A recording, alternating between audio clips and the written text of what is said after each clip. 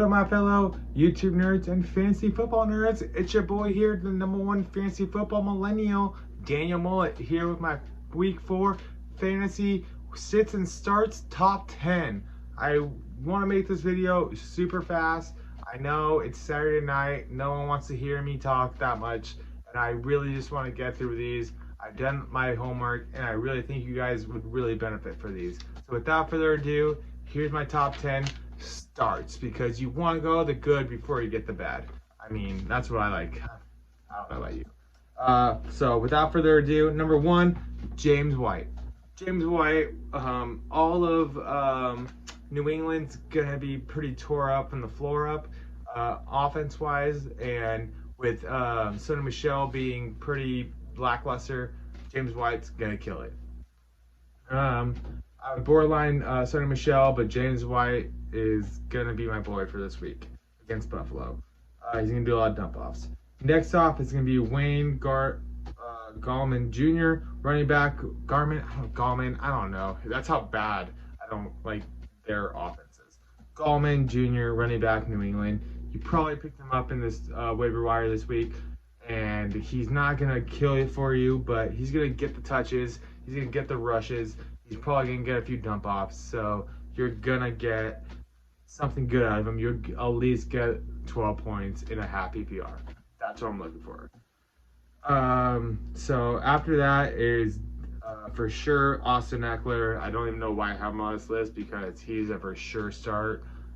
With Justin Jackson being out, with Melvin Gordon just coming back, he might even play, but that doesn't matter. Ekeler is going to be the starter. They have like 2 wide receivers out. They have every tight end out. I'm pretty sure they have fucking everyone but the quarterback out. So Austin Ekeler, he's pretty much option A, C, D, and F. He's everything but B, because that's Keenan Allen.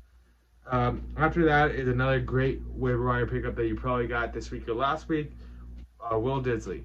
Will Disley, he is good to go, man. I mean, after they threw 50 passes last week, he's going to at least get 7 8 passes. That's pretty ridiculous. They just traded away one of their tight ends, and Chris Carson just keeps fumbling it, so I would probably dump it off to your tight end.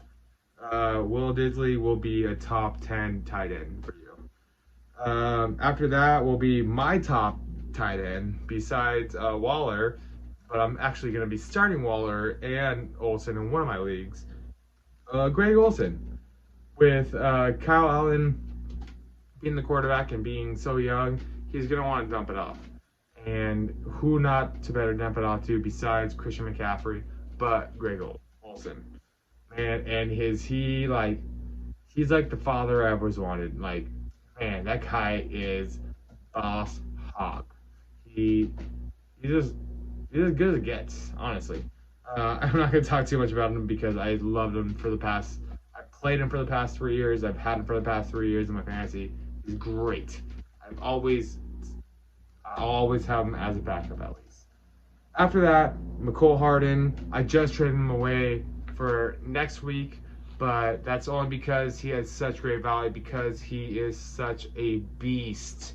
I mean, any Kansas City player is a beast. And Mecole Hardman has been getting upwards of 15 points in the past 2 weeks without Hill, and that's in half PPR. So, man, Hardman, I can't imagine him getting you under 11 points in a bad week.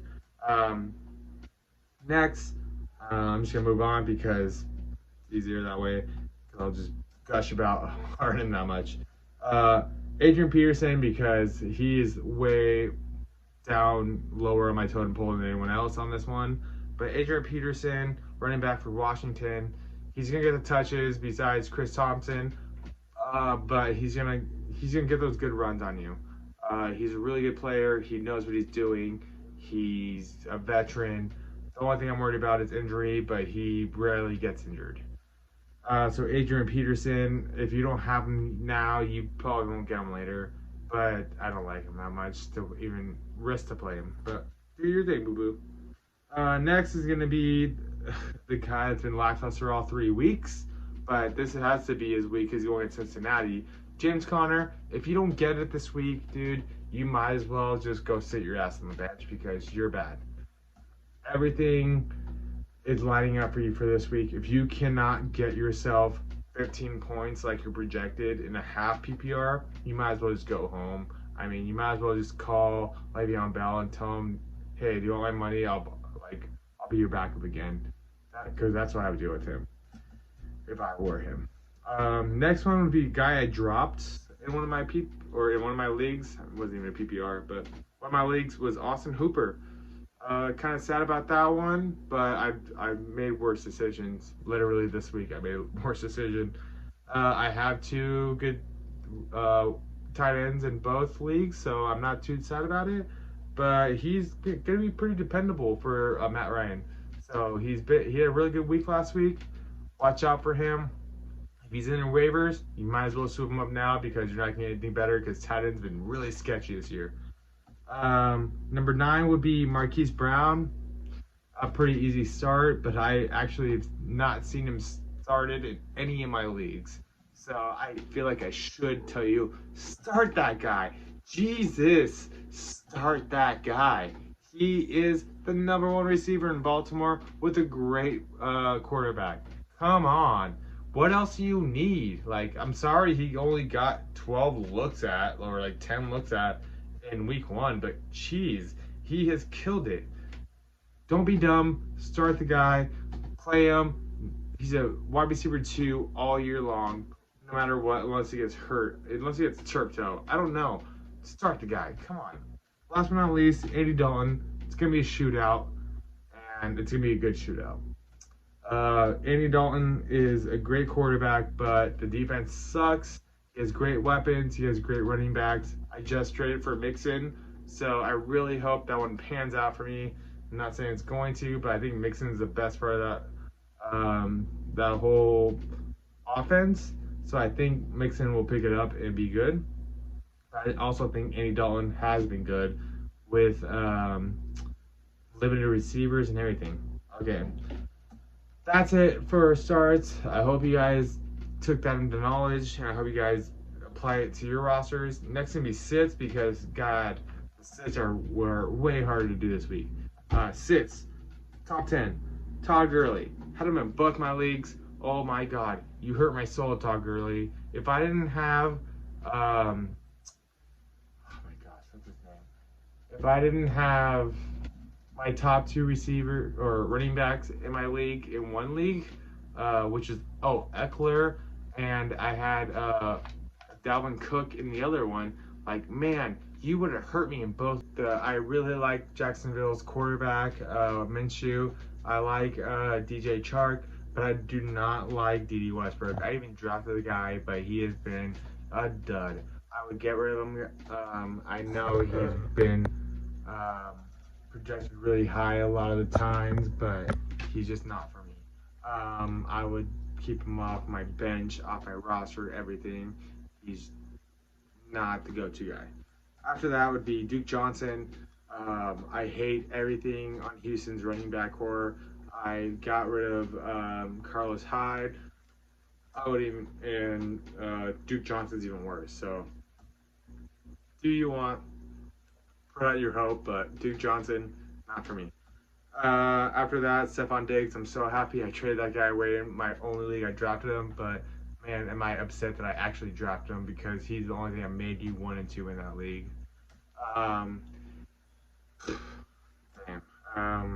Just it's a pass. Round 3 mistake, but whatever. It is what it is. Bills defense, number 4. I get it. They're a really good defense, but not against New England. It's going to be a shootout. If you even get up on New England, they're going to come back on you. You're not going to get the touchdowns. You're not going to get the turnovers. They're a good defense, but they're not for me this week. You have to sit them. You have to pick up like a streaming defense for the week. But they're really good. After that would be Smith-Schuster. Don't like him for the whole year. He's like a Stephon Diggs for me. And I really get it. You draft them high, but you got to go for the guys that are getting you points. And for this week against Cincinnati, don't think that's going to be a guy. It's going to be James Conner and maybe a tight end, but it's not going to be McDonald because I think he's going to be out. So Juju Smith, he might give you some catches, but questionable. After that, TJ Hawkinson, tight end for Detroit. Don't like rookies, don't like tight ends, don't like them in the combination. So easy enough said, just go with your hot hand. And it's not going to be him. He's only did good in 1 week. A 33% for me doesn't do it. After that, Robert Woods, number 3 receiver in his own offense. Don't like that ever in any offense, let alone the Rams offense. They have so many weapons, and he's not going to step it up this week. So, thank you. Please try again. After that, number 2 wide receiver for Cleveland, Jarvis Landry. I get it. He's so good. He did so good in Miami. He did good in Cleveland last year as number 1, but he's not number 1 anymore. He's barely number 2. And with that quarterback, he's barely a number 2. So give him a few weeks, 2-3 weeks to kind of prove himself, then go with that guy. That's what I would do. But with OBJ and the quarterback, I wouldn't trust it right now. Because there's only so much. And then they have a Nick Chubb. Nick Chubb will probably get a lot of the carries. After that will be my number 10 of sits. It's my last one. It was a hard one, but Jacoby Brissett. Without T.Y. Hilton, I'm pretty sure because he's doubtful. You're not going to want to play that guy. He might get some good receptions, but I think he's going to get as many interceptions. So I'd kind of cool your jets on him. I get it. He learned under Tom Brady and Garoppolo, but man, I don't think he's going to be on Tom Brady's talent. Garoppolo's maybe because Garoppolo is a roller coaster, but man, he's not Tom Brady.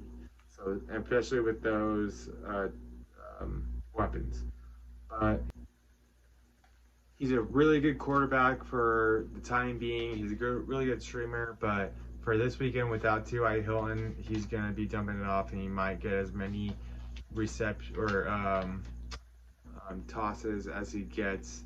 I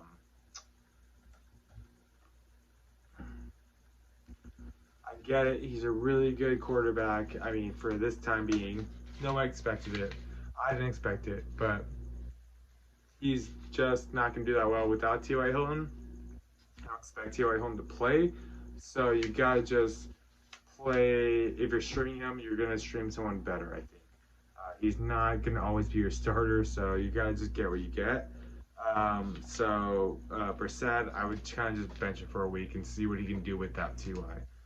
With that being said, those have been my top 10 sits and starts. I really hope you guys took the knowledge in and it helps you with your fantasy leagues and your lineups and everything, because it really helps me to listen to mine. I have a few podcasts and YouTubes I listen to, but I try to bring it and incorporate it into this one.